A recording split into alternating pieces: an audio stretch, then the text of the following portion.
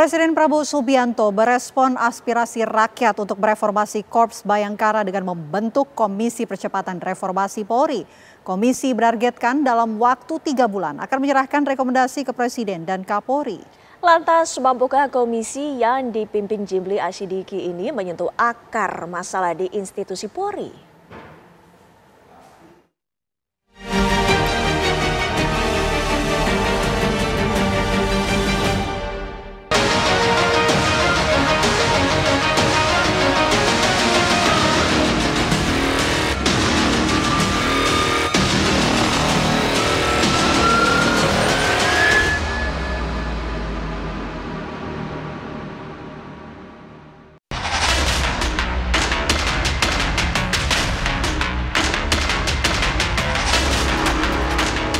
Desakan mereformasi Korps Bayangkara menggema ke istana.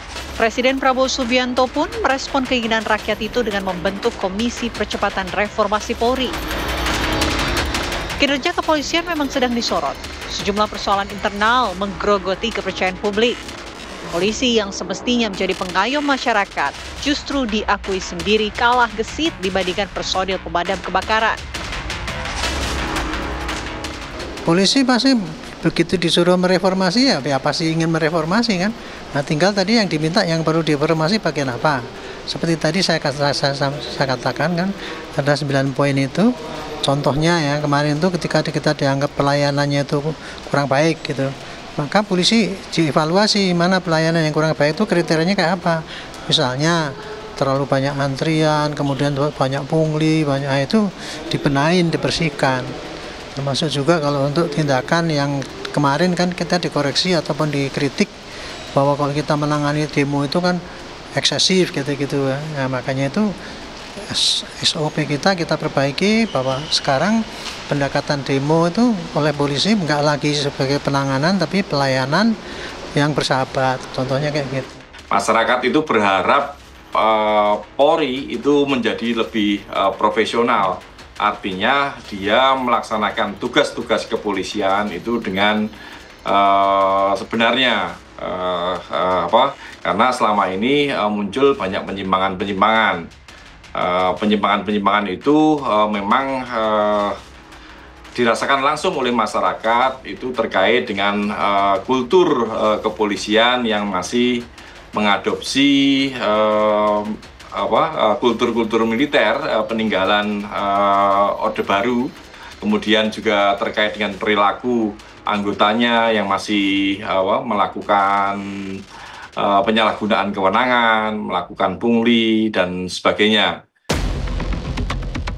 Polri pun menyatakan sudah mengambil langkah-langkah perbaikan internal pasca gelombang unjuk rasa pada akhir Agustus lalu. Wakapolri, Komjen Pol Dedi Prasetyo mengakui dari hasil asesmen yang dilakukan Polri, lebih dari 4.000 Kapolsek tak memenuhi standar kerja. Kondisi serupa juga terjadi di tingkat Kapolres.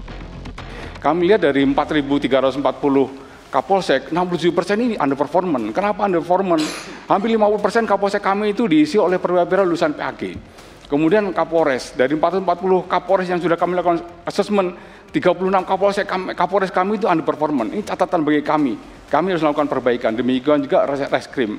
Dari 47 di Reskrim yang sudah kami lakukan 15 underperformance. Nah, perubahan-perubahannya harus segera kami lakukan. Ya, kami sudah melakukan perbaikan-perbaikan dari sisi meritokrasi, pendidikan, dan sebagainya. Lantas, mampukah Komisi Percepatan Reformasi Polri menyentuh akar masalah di institusi kepolisian? Reformasi seperti apa yang akan dilakukan di tubuh Polri? Mandat komisi ini kan bukan ngurusin kasus. Kita ini diminta untuk berpikir apa yang harus diperbaiki dalam sistem kepolisian ini. Baik kelembagaannya, strukturnya, maupun instrumental, aturan-aturan instrumentalnya gitu kan, maupun budaya kerjanya. Nah, ini yang harus kita pikirkan. Dan yang kedua, kita nggak bisa juga merumuskan sendiri.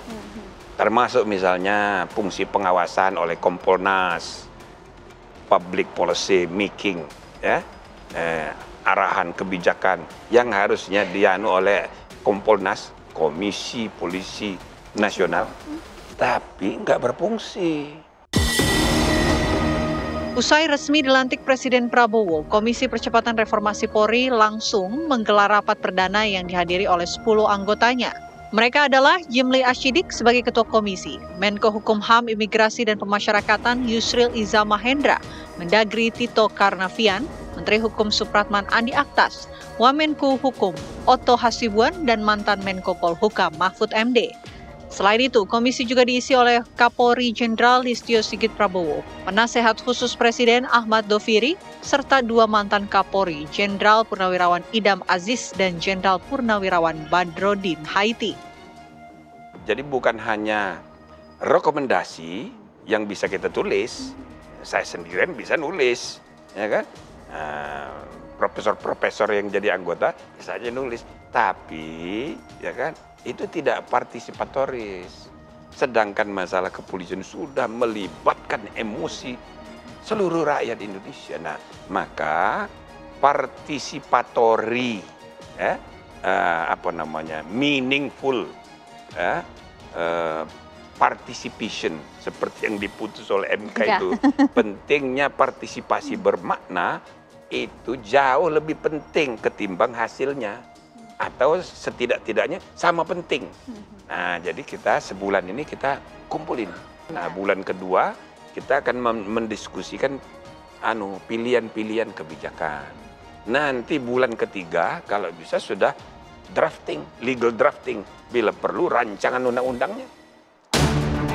Hasil dari penyerapan aspirasi publik kemudian akan bermuara pada 2 jenis rekomendasi, yakni kebijakan fundamental dan strategis seperti revisi undang-undang yang akan disampaikan kepada Presiden, serta rekomendasi perbaikan internal yang disampaikan kepada Kapolri. Polri tentunya selalu terbuka untuk menerima perbaikan, menerima evaluasi, karena kita juga tentunya ingin terus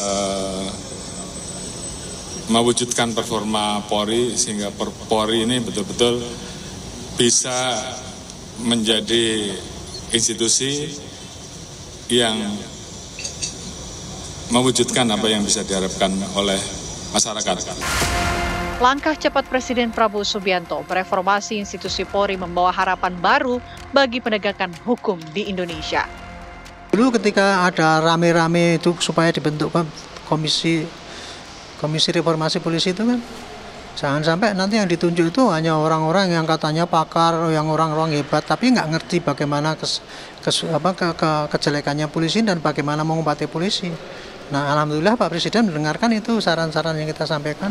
Nggak tahu lah itu saran dari mana, tapi Pak Presiden nyatanya menampung kan itu kan. Buktinya apa yang dicari? Pakar-pakar yang berwibawa.